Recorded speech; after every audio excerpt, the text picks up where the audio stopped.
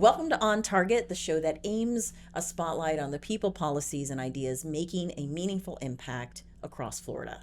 I'm your host, Rosanna Catalano with Aero Group, proudly recognized as Florida's new lobbying firm of the year.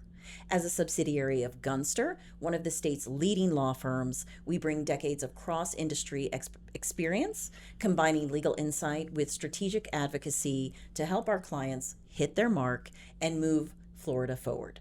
On today's episode, I'm joined by my colleagues Ron Brisé and Kim McDougal. Welcome to the show. Thank you. Hey, Ro. So, Kim, I should really call you Dr. McDougal. Share with us your educational background and some of the roles you have had working in and around government over the years. Good to see you. Thank you for hosting this podcast. Appreciate you. So my education background, I graduated from Tulane University with my bachelor's degree, and I got my teaching certificate when I graduated. Then I moved on to Florida State University, go Noles, got my master's degree in a year. And then when I was 28, I earned my PhD all in education. And so I've had the distinct pleasure of working in state government. Love it, by the way. So I was of that age. Yes, I'm blessed. When I graduated from FSU, these things called computers came out, and you needed to have a word processor to do your dissertation. I didn't have the money for a computer, so I needed money to hire a word processor. So yes, I answered an ad in the newspaper, and I went to work for the Office of the Auditor General. So I started doing FTE audits, where you go to school districts, you pull out the rosters, and you see if they're reporting the number of students they say they are. And then 1994, they changed the program audit division of the Auditor General's office into the Office of Program Policy Analysis and Accountability. Worked doing policy audits for 10 years. Then I had the pleasure of going to work for Governor Bush in his education policy unit. Worked there. Then I worked directly in different leadership positions for about 5 education commissioners in Florida. And then from there, I went back into the EOG, loved the executive branch, and worked for Governor Scott in his education unit. And then on the plaza level, Deputy Chief of Staff, Legislative Affairs Director. And my last job with the state after 27 years was Governor Scott's Chief of Staff. Amazing. So, you talked about education. So, education in Florida has been transformed over the last 2 decades because of school choice and charter schools. What are you seeing on the horizon in Florida now? I think we're going to continue. We're the number one nation in school choice policy. And so I think what the legislature has been working on, especially this year and a little bit last year, is making sure the backbone that runs our scholarship and our school district's funding, the money actually follows the kids. If you've been following the news and listening to the House committee meetings or the Senate, you'll see they're each going to approach a bill this year where we can do a better job of tracking the students. This is normal. It's a huge, amazing parents first policy, but we have to get the backbone down, and that's what they're working on. So what do educational vendors looking to expand their footprint in Florida need to know? You better have data. It works. Florida, we don't experiment. You have to have proven results. So if you're a vendor that want to come into Florida, you're more than welcome. There's lots of opportunity, whether it's on the marketplace for Step Up for Students, which is a student funding organization called an SFO. They run the private side, and then we have 67 school districts. So it's better here. Texas has thousands. Other states have large, many school districts. But here, when you want to do business development as a vendor, just make sure you have proven results, because historically, districts don't take a risk on anything that doesn't have proven results.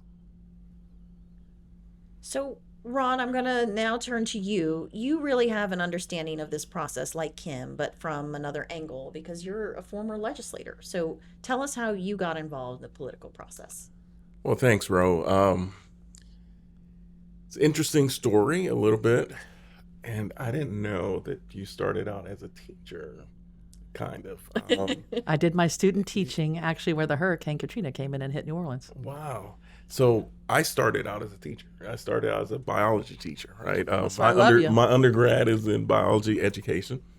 And I did not know that. And then I went on to earn MBAs in management and marketing. And so after teaching, I got an opportunity to work in a startup telecom company. It was a family-owned business, so we were serving in multiple countries. We're based in Miami, and we were serving all throughout Central America and the Caribbean and et cetera.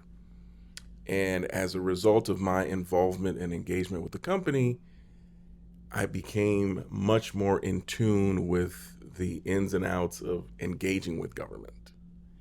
And interestingly enough, we started engaging more and more and more. Ultimately, I decided it might make sense for me to consider becoming more publicly active.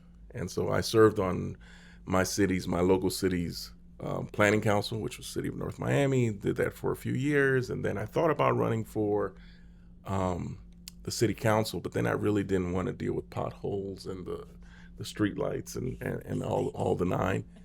And then what really interested me was broader policy.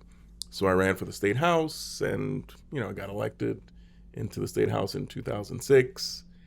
And it was a real significant experience for me.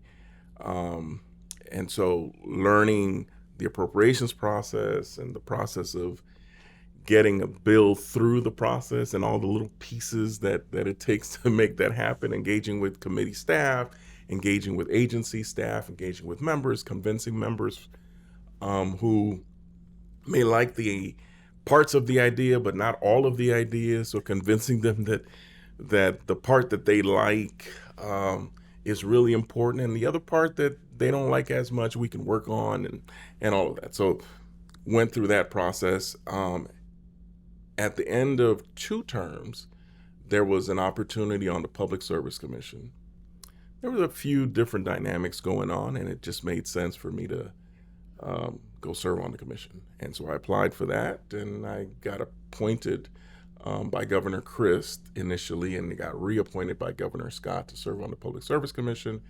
And I served there 2 terms. That's 8 years. I served as chair of the Public Service Commission, and then I took on several regional and national roles associated with the National Association of Regulatory Commissioners, which is the entity that is the repository for all commissioners from across the country. And so the advocacy happens there. The think tank and all of that is housed within that. So that's how I got into politics and all of that. I have to say I'm impressed with how both of you are saying some of the names of these organizations that you have worked with and how it just rolls off the tongue. I'm like, how are they saying that so quickly? My goodness.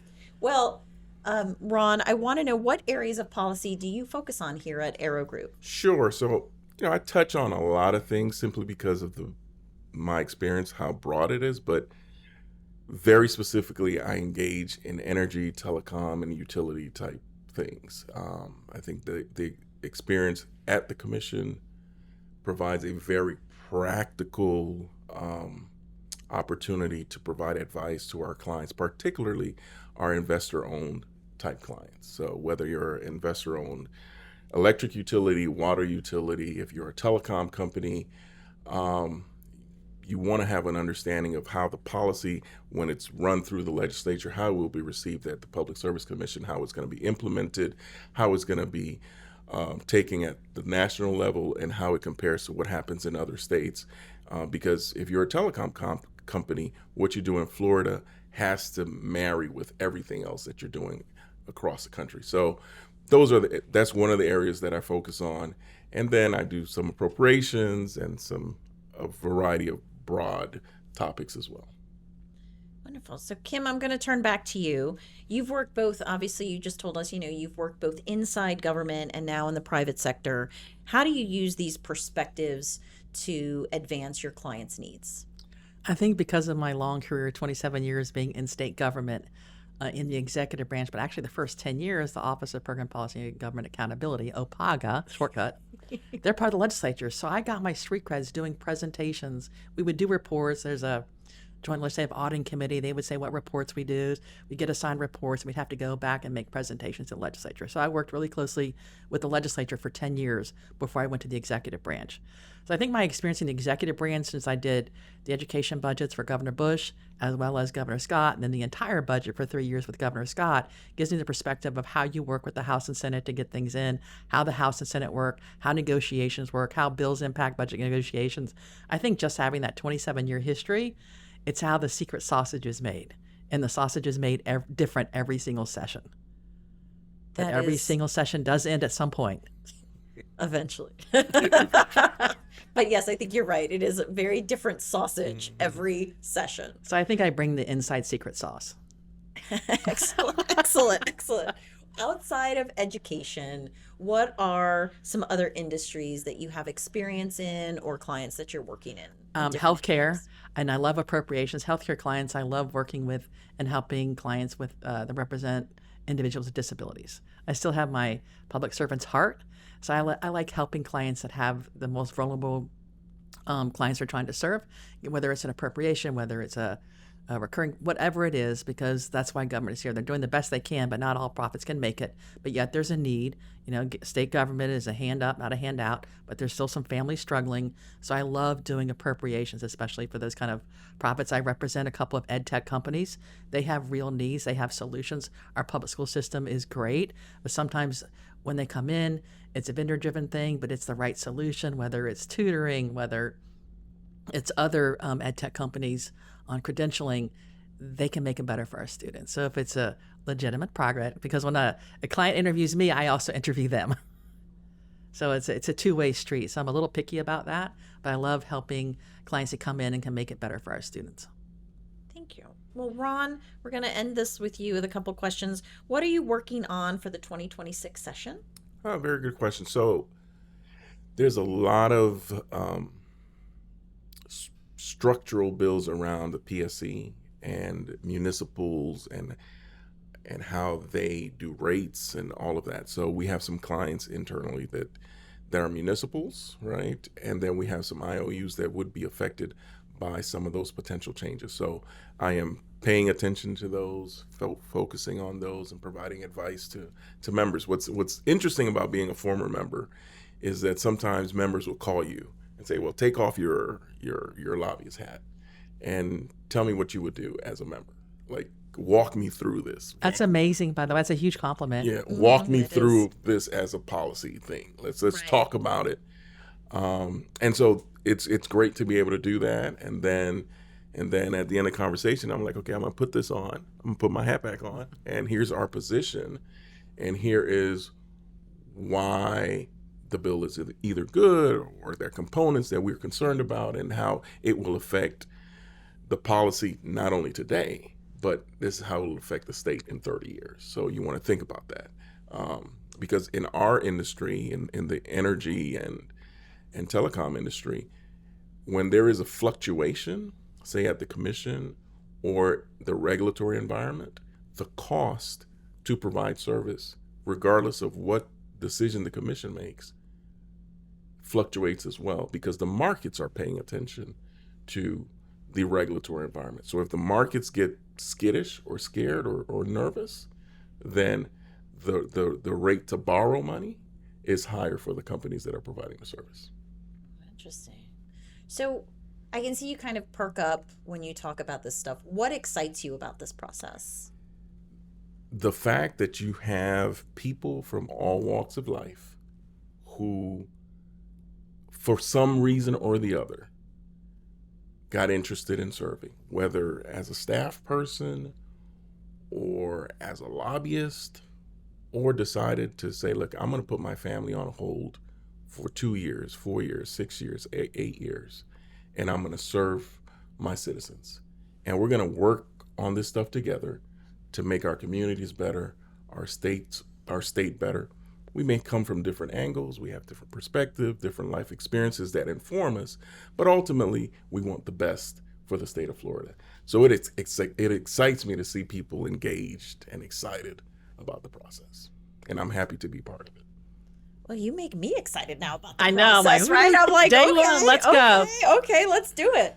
So I think we've hit the bullseye with this episode. A big thank you to Kim McDougal and Ron Brisé for joining us today and sharing their valuable time and insights. If you enjoyed today's conversation, make sure to like and follow us so you never miss another episode of On Target. This episode is proudly sponsored by Arrow Group. With high-level relationships and the backing of Gunster, Arrow Group is redefining the government affairs landscape in Florida with a bold and strategic approach. True to our name, we're focused on precision, delivering sharp direction and innovative problem solving to help our clients hit the mark. So to learn more about the Arrow Group and our team here, you can go to our website at arrowgroup.gunster.com. To suggest a guest or a topic for a future episode, please email me at podcast.arrow@gunster.com. Thank you for tuning in. I'm Rosanna Catalano.